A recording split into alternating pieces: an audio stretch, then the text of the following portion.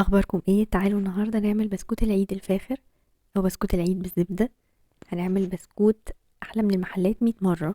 هيطلع معاكم مظبوط جدا، مقرمش من بره دايب من جوه.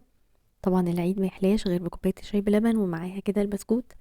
رهيب بجد يا جماعه، لازم تجربوه، هيطلع معاكم ولا غلطه، من اول مره احلى من المحلات بكتير. بسكوت العيد قبل ما نبدا فيه ما تنسوش لايك وشير. خلونا نبدا. نص كيلو من الدقيق، عليه رشه ملح ومعلقه صغيره من البيكنج باودر، كوباية ونص من السكر البودرة، 3 بيضات بحرارة الغرفة، وعندي 300 جرام من الزبدة طالعة باردة من التلاجة بما يعادل كوباية ونص. هنضربها حلوة قوي لحد ما تبقى كريمي كده، ومهم ان هي تكون طالعة باردة من التلاجة. هنزل عليها بكوباية ونص من السكر البودرة.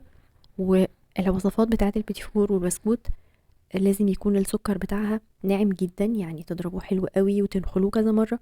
ولو انتم مستعملين السكر البودرة الجاهز ده بيدي نتيجة احسن لان بيكون فيه نسبة من النشا. هضرب السكر حلو قوي مع الزبده لحد ما قوامه بيبقى كريمي كده، وكل شويه بالسباتولا انزل الحاجات اللي بتبقى على الجوانب لحد ما القوام بتاعها يبقى كريمي زي ما انتم شايفين كده. ادوها وقتها، وخدوا بالكم ان الزبده عشان تطلع معاكم مظبوطه لازم تكون طالعه بارده من التلاجة.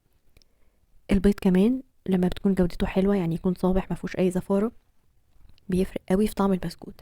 هنزل واحده واحده واضربها لحد ما تختفي، ومعاها معلقه صغيره من الفانيليا لحد ما اخلص كل الثلاث بيضات بتوعي، والقوام بتاعها يبقى فاتح وابيض كده. وبعدين هنزل بالدقيق، عليه رشة الملح ومعلقة صغيرة من البيكنج باودر، بلمه بس لمجرد ان هو يختفي. اي بسكوتات طبعا او بيتي فور ما بنعجنش تماما، احنا بس بنلم الدنيا علشان الدقيق كله يختفي. هستعمل القمع ده، بيبقى ناحية مفرودة وناحية كده مشرشرة، وهتلاقوا العجينة طرية خالص معاكم، مش هتحتاجوا ان انتوا تتعبوا فيها ابدا. هنحطها فيه، شايفين تشكيلها سهل ازاي، طرية جدا وناعمة.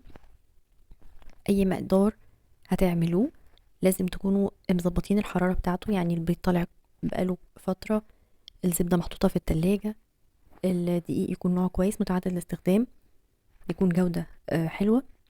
بيتحط في الفرن على الرف اللي في النص حرارة 180. هياخد تقريبا من 10 ربع ساعة حسب الفرن بتاعكم. ممكن تحتاجوا تشغلوا الشواية او لا، ده يرجع ليكم برضو. هيطلع معاكم مقرمش جدا يا جماعة، لازم تجربوه. بألف هنا وشفا.